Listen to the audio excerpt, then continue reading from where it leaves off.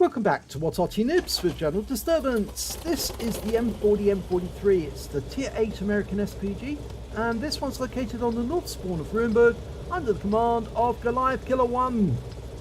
Now, the 8-inch howitzers on that one, so it's an M43 built on the M4 chassis, and they built these because obviously they really wanted to make use of the M4 chassis after they built so many of them.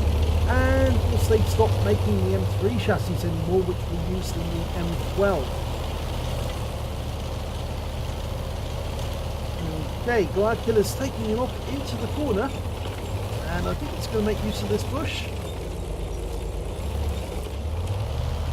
Okay, getting ready to shoot at the enemy. Now, this 203mm 8-inch howitzer has got alpha damage of 1050 on a penetration of 52mm of armor, and there's a target he can hit there. I think he can hit that Wizzy.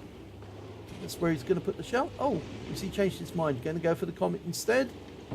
Round out on the Comet. Didn't get anything. I think the Wizzy would have made a bigger bang, actually. It's a light tank as opposed to the Comet's a medium, so it's got less armor. But he's now looking at the back because enemy Arty tend to, on this map, on this particular game, on an encounter game, they might be sitting at the back near the spawn point. And so more than likely it's going to be an Arty in that bush. Now, we just saw a tracer incoming. Are we going to see a tracer outgoing? Well, we're almost loaded and we're dialing in on a lurver. Just need to adjust the aim. That's it, rounds out, and that should be a hit.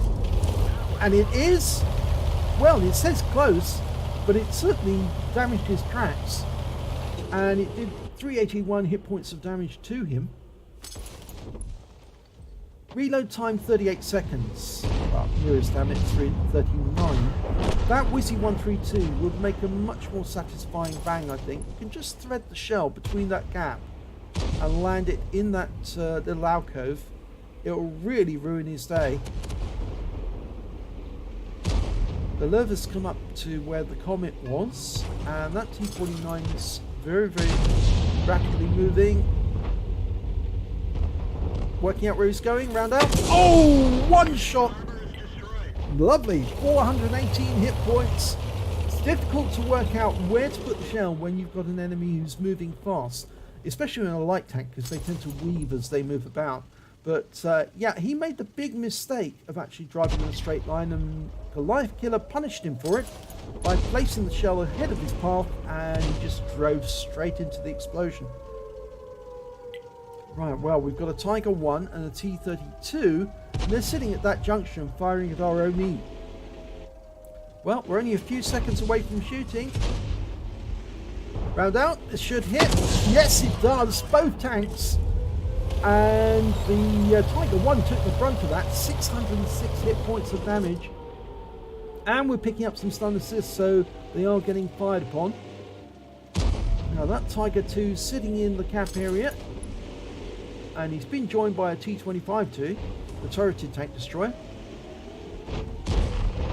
Well, if we can put a round in there, that's going to ruin their day. And looks like he's been joined by a KV-3. Oh, well, T-25-2's moved away, but he's actually been badly damaged now.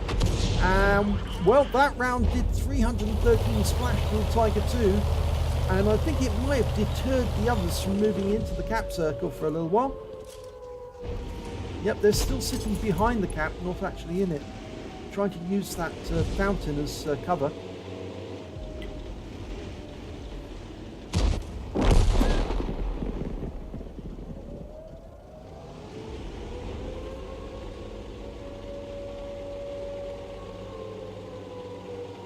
Well, the Tiger's gone down, so the KV-3 and the Jagdpanther are now going to act as our targets. Rounds out, this should hit. Yes, it did. 401 off the KV-3 and a further 73 off the Jagdpanther.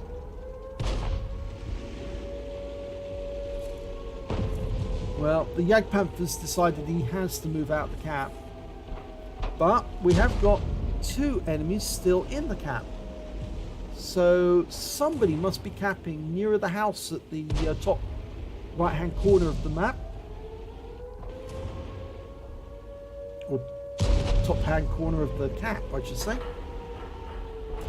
Almost ready to shoot, and the KV-3 will die this time. Oh no, he didn't. He was lucky. It left him on only a couple of hit points, and now he has been killed. Yep. That was amazing that he survived that. He really should have died. Well, they're still capping, but we've now got a T-28 prototype with the Edward Malt Scream on top of his turret, which was completed by Sir Rusty to my request. Actually, I thought it would be quite funny to have the Scream as part of a T-28. Is he going to shoot? No. Holding fire until we get a target. He's only got 9 rounds of ammo left. That Wizzy 132's back again. Still using that rubble. There's the liver. It's very difficult to get a shot on him, but he does pull forward. Rounds out. Landed next to him for 103.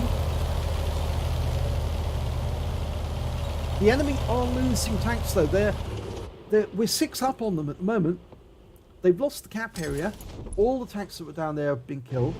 There's a Type 62 down near their spawn point, and the rest of the cap tanks are in the village.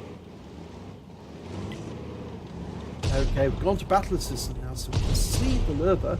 It's just hovering in that little courtyard, taking the occasional shot, and we're ready to go. Rounds out. And it lands next to him again for 346 splash. And I think he's tracked. Yep, he was tracked. The Tiger 2's going in for the kill. And the T-26E5 got him.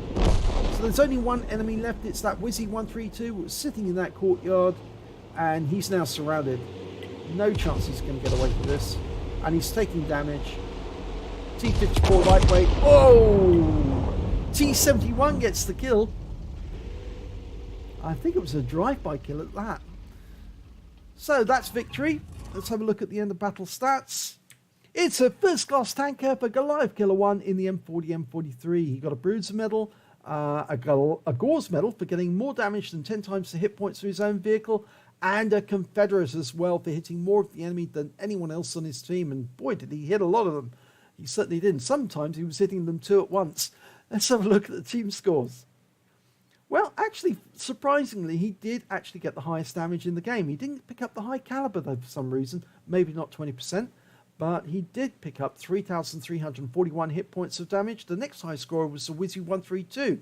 So he was actually in quite a strong position there, putting shots into our guys. 3,136 hit points to him, and then came the 45 TP, who managed to get 2,364. When it came to kills, it was actually T-49 who did the best. He got 3 kills, T-54 lightweight, T-26E5 and the 45 TP all got 2 kills apiece. I'm afraid Goliath Killer only got the 1 kill, but that doesn't worry him because he did get the Confederate. And when it came to base XP, it was the 45 TP who got the best. He got 1,073. Then came Goliath Killer with 1,000, and then the Samur SM with 823.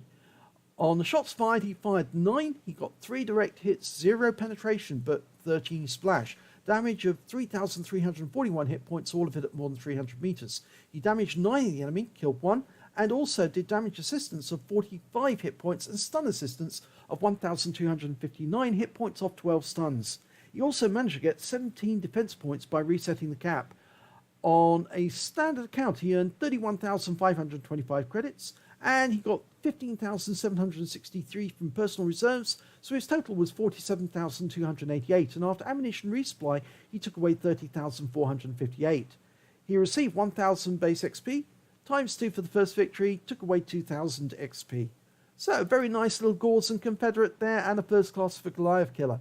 If you enjoyed that replay, please give it a like and do subscribe to our channel, and hopefully it'll be your replay that I'll be featuring in the next video.